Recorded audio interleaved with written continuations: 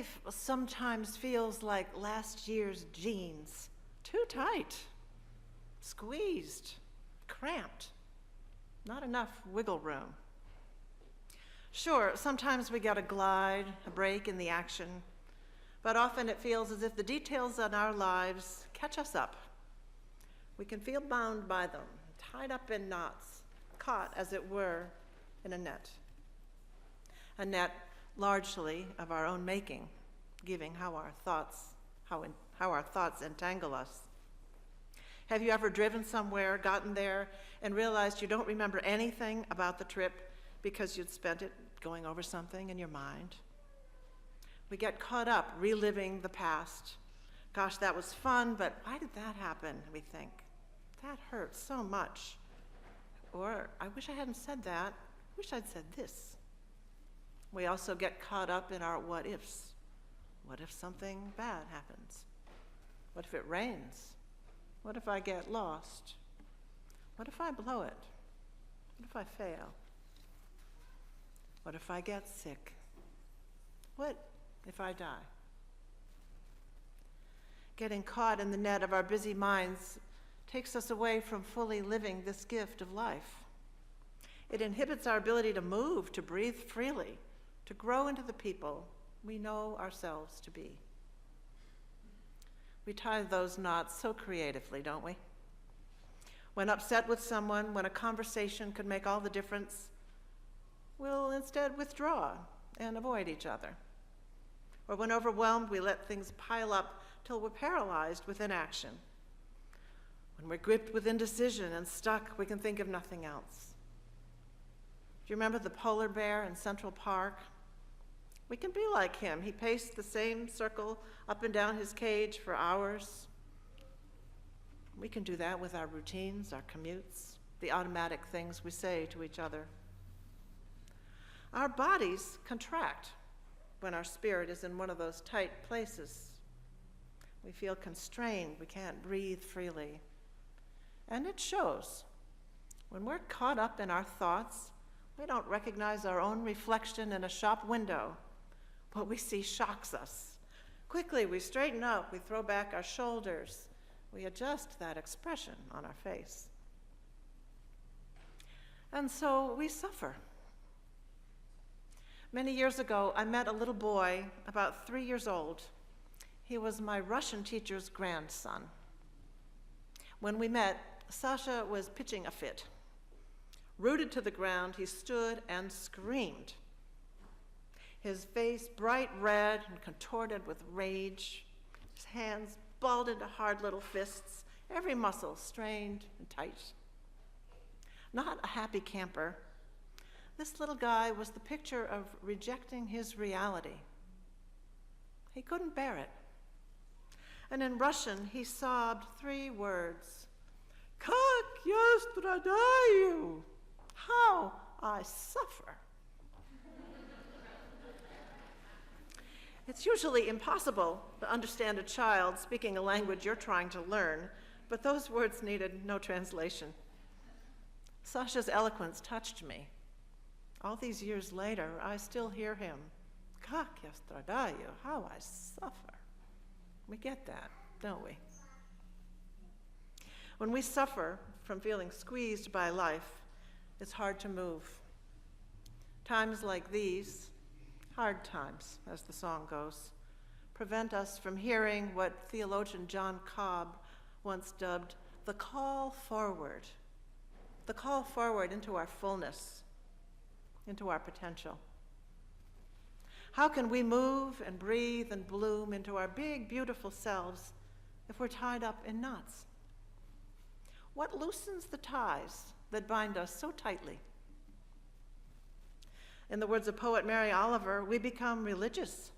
Then we turn from it. Then we are in need and we turn back. We turn to making money. Then we turn to the moral life. Then we think about money again. We meet wonderful people, but we can lose them in our busyness. We are, as the saying goes, all over the place. The poet is right. When life feels tight, we look and look for relief. But do we find salvation on our iPhones? Do we find salvation in keeping busier and busier? Do we find it in drinking or eating more than we mean to? These are popular, if unlikely, places to look for salvation. And let me be clear, salvation is a loaded religious word. I do not mean the traditional religious concept of salvation, but something more universal. Consider the Greek word for salvation. It means making wider a place that was narrow. Making wider a place that was narrow. I know such a narrow, uncomfortable place. For a long time, while I believed in the second Unitarian Universalist principle of fairness, of righting wrongs, of doing social justice work, I did this at an arm's length. Not out of laziness, rather out of discomfort. The fact was, I didn't know what to do. I felt my societal privilege uneasily. But for the accident of my birth, I might be living a life with a great many cards stacked against me. Our UU minister often shouted from the pulpit, "Don't stand on the sidelines, get involved." And while I would support causes financially, I'd cringe at his words, burning with guilt at my inaction. On some level, I longed for a way to move, a way that wouldn't entangle me further in my doubts and my helplessness. I felt stuck. Help came from an unexpected quarter last spring in a seminary course called Leading from Within. And instead of letting me do a nice vanilla final project, the professor, Margaret Benefiel, challenged me to move toward my discomfort around social justice work. I had signed up to attend Unitarian Universalist Mass Action Day in April. That's when Unitarian Universalists from all over the state spend the morning at a Boston church, train up on social justice issues. In groups, they then go to the State House and meet face-to-face with lawmakers. This year, you could focus on immigration, or homelessness, or gun control. I told Margaret I had an Indonesian minister friend, so I'd sign up for immigration for my project. For me, that was the path of least resistance. And don't we often take that comfortable path? Buddhist teacher Pema Chodron likens the comfortable path to living in a cocoon. But, she says, to awaken the warrior within, our warrior of compassion and right action, we need to leave our cocoons. What keeps us happy and stuck, Pema says, is our tendency to seek comfort and avoid discomfort. That's how we keep ourselves enclosed in our cocoon. Out there, she says, are all the planets and all the galaxies and vast space. But we're stuck here in this cocoon. Moment after moment, we're deciding that we would rather stay in this cocoon than step out into that vast space. My professor asked which of the 3 mass action choices fired up my energy. In the aftermath of Newtown, it was gun control. So we negotiated a project in which every day for a month, I made calls to elected officials in support of gun control. Now, this might not sound challenging to you. Not true for me. Give me a pen and a deadline, and I could do an okay job. But to articulate, to ad lib, to confront in real time, out loud, was way beyond my comfort level. I only did it because I had to. In contrast with the minister who had exhorted from the pulpit, Margaret coaxed me with a gentle invitation. How about one call today? That was hard. Hard to pick up the phone, hard to put myself out there. It's hard to tell you this. That first call to an unsympathetic senator's office, I stumbled over my timid question. What is my senator's position on universal background checks, I asked. And I hung up as soon as I could.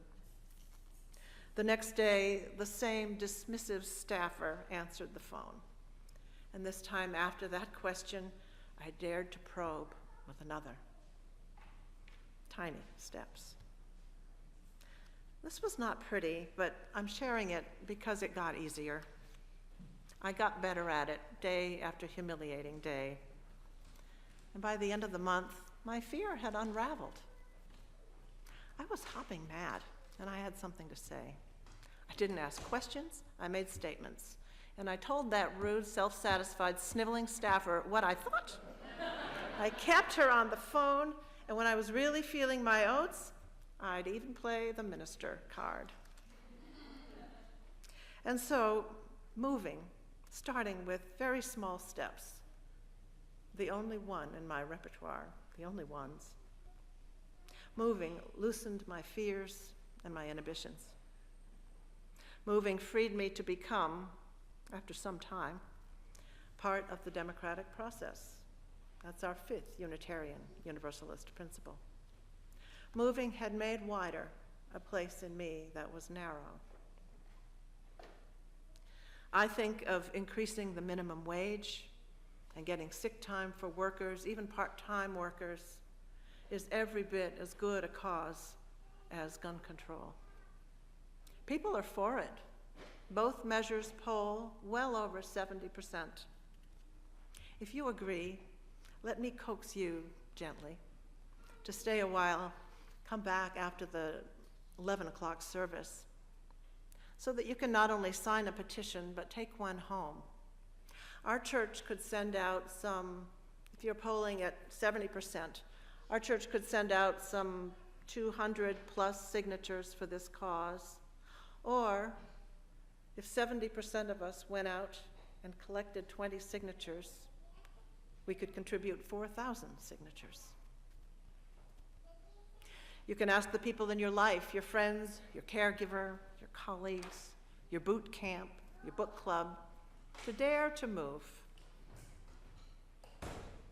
Dare to take part in the democratic process.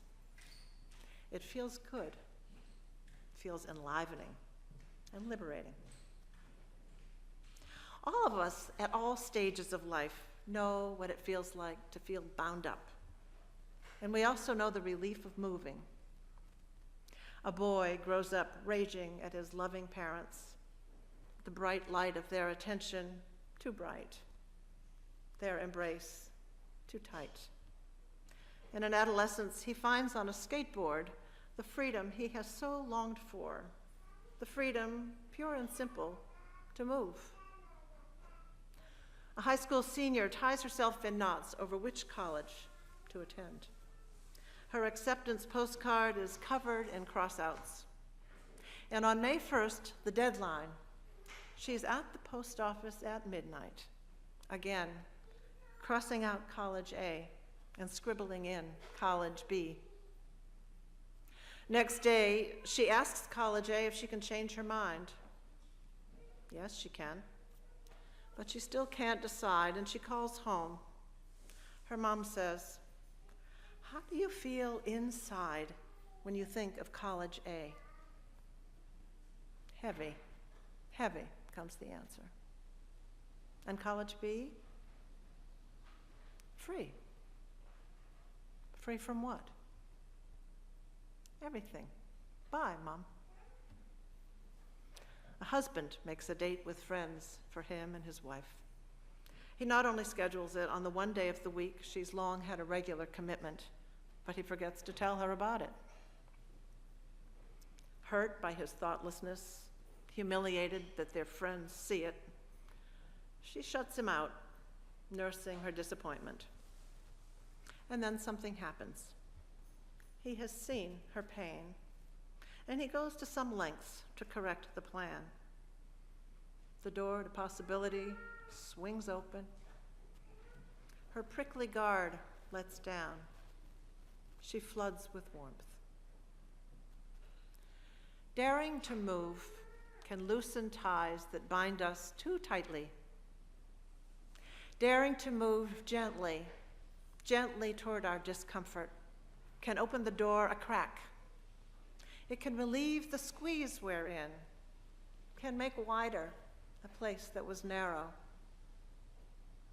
Let's save our souls from languishing in their cocoons.